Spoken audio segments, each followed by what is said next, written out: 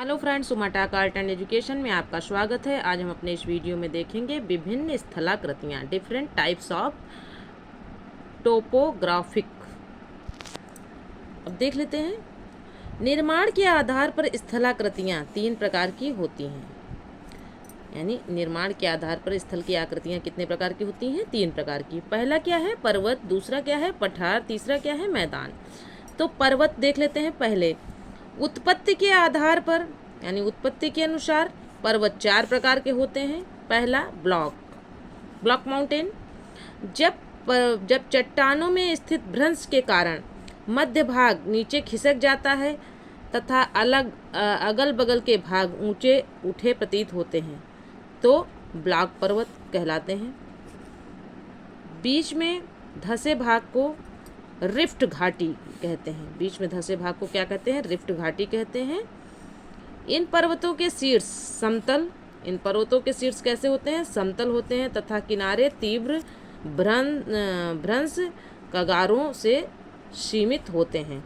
इस प्रकार के पर्वत के उदाहरण हैं। अभी ये जो ब्लॉक पर्वत है, ब्लॉक माउंटेन, इनके उदाहरण देख लेते हैं। वासजेस फ्रांस में है। ब्लैक फॉरेस्ट जर्मनी में है। साल्ट रेंज पाकिस्तान में है। यानी ये जो ब्लैक पर्वत हैं कहाँ कहाँ पाए गए हैं? फ्रांस में जो पर्वत है इसको क्या कहे हैं? वासजेस। और जर्मनी में जो है उसको क्या कहा? Black forest. फिर उसके बाद जो पाकिस्तान में उसका क्या नाम रखा? Salt range.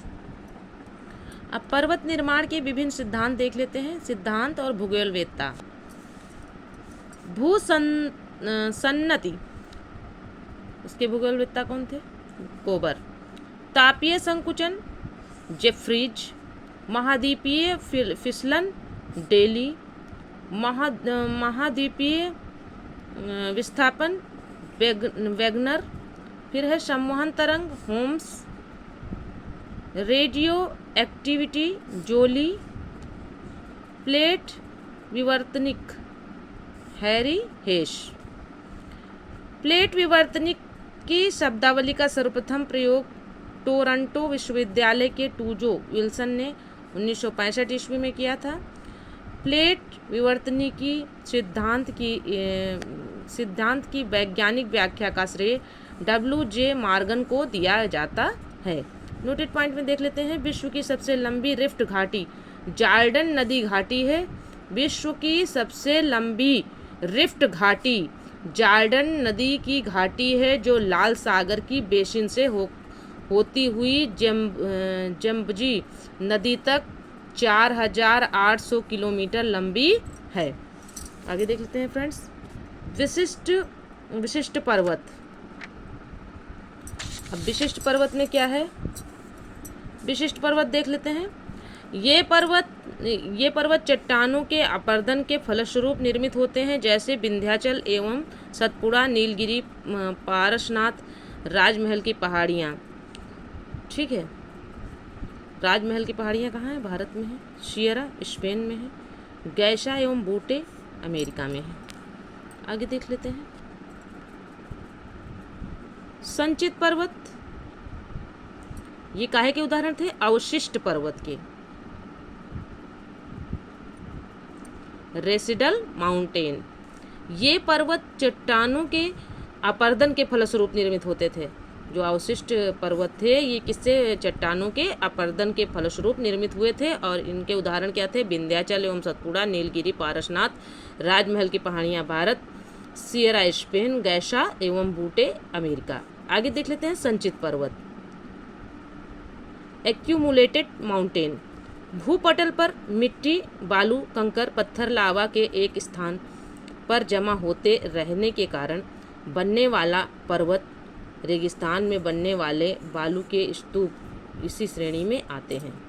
आगे वलित पर्वत, फोल्ड माउंटेन, ये पृथ्वी की आंतरिक शक्तियों से धरातल की चट्टानों के मुड़ जाने से बनते हैं। ये लहरदार पर्वत हैं जिन पर असंख्य अपनीतियाँ और अभिनतियाँ होती हैं, जैसे Himalaya, Alps, Ural, Rockies, Andes, ये सभी पर्वत काहे के उदाहरण हैं? वलित पर्वत के उदाहरण हैं। विश्व के विशाल वलित पर्वतों की रचना आज से लगभग 30 मिलियन वर्ष पूर्व हुई थी। विश्व की सबसे लंबी पर्वत श्रेणी एंडीज पर्वत श्रेणी है, दक्षिण अमेरिका के पश्चिमी तट पर स्थित है। ये कहाँ स्थित है? एंडीज पर्वत श्रेणी दक्षिण अमेरिका के पश्चिमी तट पर स्थित है। विश्व की सबसे लंबी पर्वत श्रेणी है।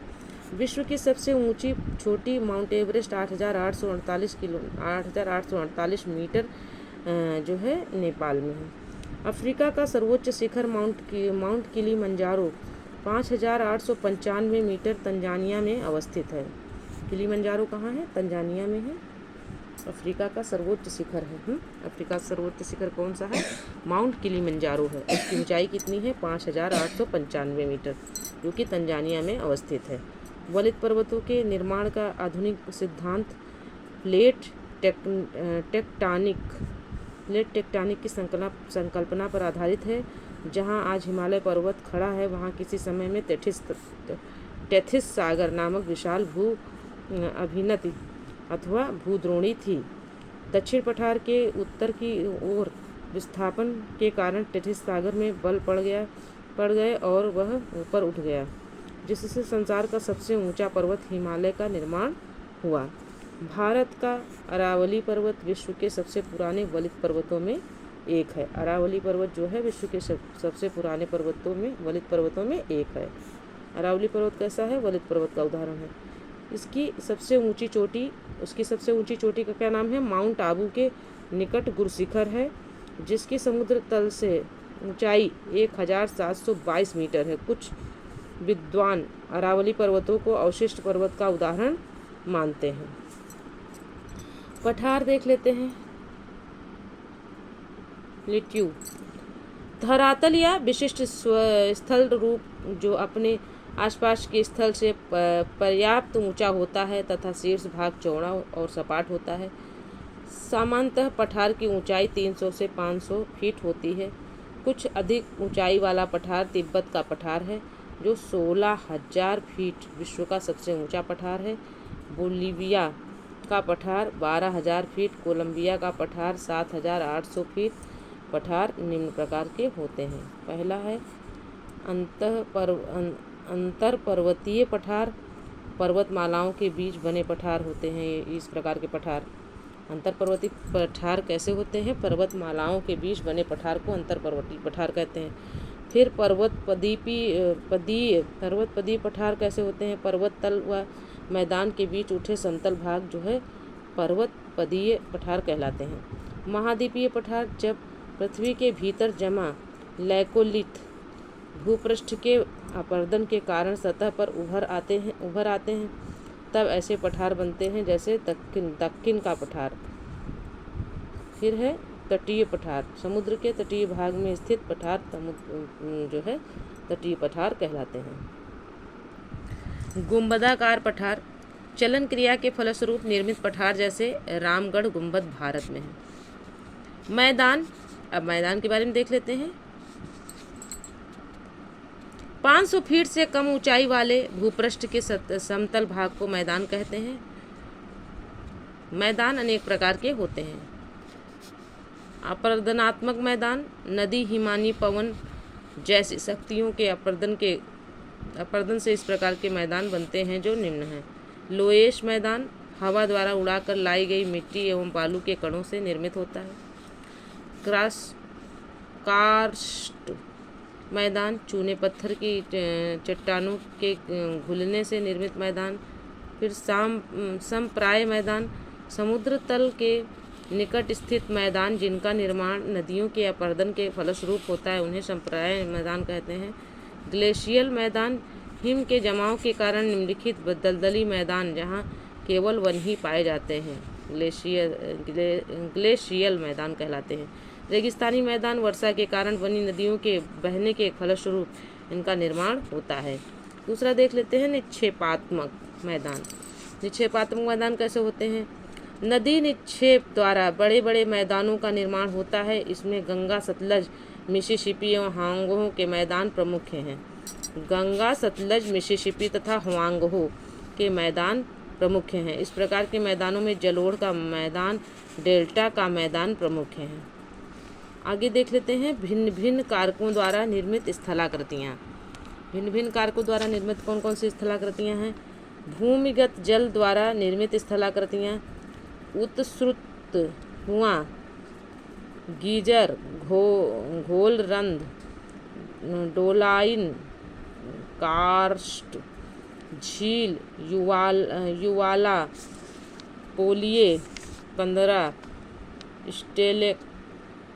स्टेलेक्टाइट, स्टेलेग्माइट, लैपिज, ये सभी जो है भूगत जल द्वारा निर्मित स्थलाकृतियाँ हैं। फिर है नोट में देख लेते हैं सर्वाधिक उत्सृत कुआं ऑस्ट्रेलिया में पाया जाता है। आगे है जल सागरीय जल द्वारा निर्मित निर्मित स्थलाकृतियाँ कौन है? सर्प, बेलाचली, तंगरिका, पुलिन, हुक, लूप, टोम्बोलो, ये सब जो है सागरीय जल द्वारा निर्मित स्थलाकृतियाँ हैं। फिर है हिमनद द्वारा निर्मित स्थलाकृतियाँ, सर्क, टार्न, अरेट, हार्न, नूनाक्टक, फियोर्ड, ड्रमलिन, केम, एस्कर, ये सब जो है हिमनद द्वारा निर्मित आकृतियाँ हैं, स्थलाकृतियाँ हैं। बहुत गहरी हिमनद गर्तें, इसमें समुद्री जल भर जाता है तथा जो समुद्री तट रेखा पर होती हैं उन्हें फियोर्ड कहते हैं। जो समुद्री तट रेखा पर होती हैं उन्हें क्या कहते हैं? फियोर्ड कहते हैं। सर्क गहरे, लंबे व चौड़े गर्त हैं जिनकी दीवार तीव्र ढाल वाली, सीधी या अवतल होती हैं। अधिकतर सर्क हिमनद घाटियों के शीर्ष पर पाए जाते हैं। हिमनद के पिघलने पर जल से भरी सर्क को सर्क झील या टार्न झील कहते हैं। आगे है सर्क के शीर्ष पर अपर्दन। फिर से देख लेते हैं। सर्क के शीर्ष पर अपर्दन होने से हार्न निर्मित होते हैं। सर्क के शीर्ष पर अपर्दन होने से क्या होते हैं? हार्न जो है निर्मित होते हैं। दिख ही नहीं रहा है। हार्न निर्मित होते हैं। आल्प्स पर्वत की चोटी मैटर हार्न तथा हिमालय पर्वत की सबसे ऊंची चोटी एवरेस्ट वास्तव में हार्न है, जो सर्क के शीर्ष अपर्दन से निर्मित हैं। लगातार अपर्दन से सर्क के दोनों तरफ की दीवारें तंग हो जाती हैं और इनका आकार कंघी या आरी के समान कटकों के रूप में हो जाता है। इन्हें अरेत, तीक्ष्ण कटक कहते हैं। इन पर चढ़ना असंभव होता है। नोटेड पॉइंट में देख लेते हैं। ड्रमलिन मुख्य रूप से समूह में मिलते हैं। इसी कारण ऐसी स्थलाकृति को अंडे की टोकरी की स्थलाकृति या बास्केट ऑफ एग टोपोग्राफी कहते हैं। आगे पवन द्वारा निर्मित स्थलाकृतियाँ,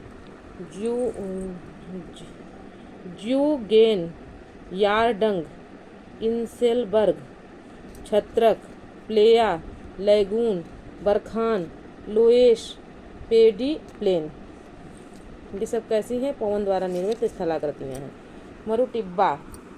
मरुटिब्बा क्या है? मरुटिब्बा सैंड डूनस, हवा के तेज वेग से बने रेतीले टीले को कहते हैं मरुटिब्बा। इसके निर्माण के लिए अवरोध का होना आवश्यक है। 9 चंद्राकार टिब्बे जिनकी भुजाएं पवनों की दिशा में निकली होती हैं उसे क्या कहते हैं? बरखान कहलाते हैं। जब रेत के कण बहुत महीन और हल्के होते हैं तो पवन उसे बहुत लंबी दूरी तक ले जाती है। जब ऐसी रेत बड़े क्षेत्र में जम जाती है तो इसे लोएश कहते हैं। अगला है समुद्री तरंग द्वारा निर्मित स्थलाकृतियाँ। समुद्री तरंग द्वारा निर्मित स्थलाकृतियाँ कौन सी हैं? समुद्री भृगु, भुजिवा, लैगून, झील, रिया तट, भारत का पश्चिमी तट और स्टैक हो गया, और डाल्मेशियन हो गया, यूगोस्लाविया का तट। आगे देख लेते हैं फ्रेंड्स। नदी द्वारा निर्मित स्थलाकृतियाँ, महाखंड या गार्ज, कैनियन, वी आकार की घाटी, जलप्रपात, क्षिप्रिकाएँ, जल गर्तिका, विसर्प, नदी वेदिकाएं, जलोढ़ शंख और जलोढ़ पंख, गोरखपुर झील, गुम्फित नदी डेल्टा। गहरी घाटी जिसकी विशेषता सीढ़ी नुमा खड़े ढाल होते हैं उसे गार्ज कहते हैं। भारत में सतलुज, सिंधु, ब्रह्मपुत्र, नर्मदा, गंडक, कोसी आदि नदियां अपने पर्वतीय भागों में गार्ज बनाती हैं। केनियन गार्ज का विस्तृत रूप है। केनियन क्या है? गार्ज का विस्तृत रूप है। क्लोरेडो कैनियन यूएसए जो क्लोरेडो नदी द्वारा बना है, विश्व में सबसे अधिक प्रसिद्ध है। क्लोरेडो कैनियन जो है विश्व में सबसे सर्वाधिक प्रसिद्ध है। यह जब नदी की तलहटी उबड़ खाबड़ रहती है तो नदी का जल तीव्र झोंके के साथ आगे बढ़ता है, जिसे क्षिप्रिका कहा जाता है। क्षिप्रिकाओं के समूह को सोपानी जलप्रपात कहते हैं। क्षिप्रिकाओं के समूह को क्या कहते हैं? सोपानी जलप्रपात कहते हैं। अफ्रीका में आशवन तथा खौरतौम के बीच नील नदी में कई क्षिप्रिकाएं तथा सोपानी जलप्रपात मिलते हैं। जब नदी पर्वतीय प्रदेश में मैदानी भाग में प्रवेश करती है तो उसकी गति ढाल कम होने के कारण धीमी हो जाती है। फलस्वरूप पर्वतीय क्षेत्र से लाए हुए नदभार को गिरिपद में ही निक्षेप कर देते हैं। कालांतर में निक्षेपित नदभार गिरिपद से बाहर की ओर शंकु के रूप में फैल जाता है, जिसे हम जलोढ़ शंकु कहते हैं। जलोढ़ पंख जलोढ़ शंकु की अपेक्षा अधिक चौड़े तथा कम ऊंचे होते हैं। जिस नदी में जल की मात्रा अधिक या जलोढ़ नवदर की मात्रा कम होती है वह शंकु के स्थान पर पंखों का निर्माण करती है। हिमालय, राकीज पर्वत तथा एंडीज पर्वतों से निकलने वाली लगभग सभी नदियां जलोढ़ पंखों का निर्माण करती हैं। नदी प्रायः सीधी नहीं बहती बल्कि सांप की भांति बल खाती जाती है, यानी मोड़दार मार्ग पर बहने लगती है। नदी के मोड़ को क्या कहते हैं? विसर्प कहते हैं। जब नदी के मोड़ में अधिक घुमाव हो जाता है तो मुख्य नदी से अलग हो जाती है। इस अलग हुए भाग को गोखुर झील कहा जाता है। तुर्की की मियांडर, अमेरिका की मिसिसिपी, भारत की गंगा तथा गंडक, इटली की पो नदियाँ अपने विसर्प एवं गोरखपुर झील के लिए प्रसिद्ध हैं। आगे नोटेड पॉइंट देख लेते हैं। आर्द्र प्रदेशों में रासायनिक अपलक्ष्य प्रक्रिया यांत्रिक अपक्षय प्रक्रिया की अपेक्षा अधिक शक्तिशाली होती हैं। लटकती घाटियाँ यू आकार की घाटी एवं मोरेन हिमानी क्षेत्र में बनते हैं। यू आकार की घाटी के तल चौड़े व किनारे चिकने तथा ढाल तीव्र होते हैं। जल निर्गम छिद्र और कार्स्ट मैदान चूना क्षेत्र की स्थलाकृति में पाए जाते हैं। आगे देख लेते हैं। तटीय जल तरंग द्वारा निर्मित तटरेखा के प्रकार। ये है फियर्ड तट, किसी हिमानीकृत उच्च भूमि के सागरीय जल के नीचे धंस जाने में फियर्ड तट का निर्माण होता है, जिसके किनारे खड़ी दीवार के समान होते हैं। उदाहरण नॉर्वे का तट फियर्ड तट का उदाहरण। फिर है रिया तट, नदियों द्वारा अपरदित उच्च भूमि के धंस जाने से रिया तट का निर्माण होता है। इसकी गहराई समुद्र की ओर क्रमशः बढ़ती जाती है। प्रायद्वीपीय भारत के पश्चिमी तट का उत्तरी भाग रिया तट कहलाता है, यानी रिया तट का उदाहरण है। हैफा तट, सागरीय तटीय भाग में किसी निम्न भूमि के डूब जाने से निर्मित तट को हैफा तट कहते हैं। इस पर रोधिकाओं की समांतर श्रृंखला मिलती है, जिससे सागरी जल घिरकर लैगून झीलों का निर्माण करते हैं। यूरोप का बाल्टिक तट हैफा तट का अच्छा उदाहरण है। यूरोप का जो बाल्टिक तट है वो जो है हैफा तट का अच्छा उदाहरण है। डाल्मेशियन तट समानांतर पर्वतीय कटकों वाले तटों के घुसाव से डाल्मेशियन तट का निर्माण होता है। यूगोस्लाविया का डाल्मेशियन तट इसका उदाहरण है। निर्गत समुद्र तट स्थलखंड के ऊपर उठने या समुद्री जलस्तर के नीचे गिरने से निर्गत समुद्र का तट का निर्माण होता है। इस प्रकार के तट पर स्थित लैगून, पुलिन, क्लिफ तथा मेहराब मिलते हैं। भारत में गुजरात का काठियावाड़ तट निर्गत समुद्र तट का उदाहरण है। तो फ्रेंड्स, यह वीडियो यहीं तक था। मिलते हैं अगले वीडियो में। में दी गई जानकारी अगर अच्छी लगी हो तो चैनल को सब्सक्राइब करें, वीडियो को लाइक करें, अपने दोस्तों में शेयर करें। ओके फ्रेंड्स, मिलते हैं।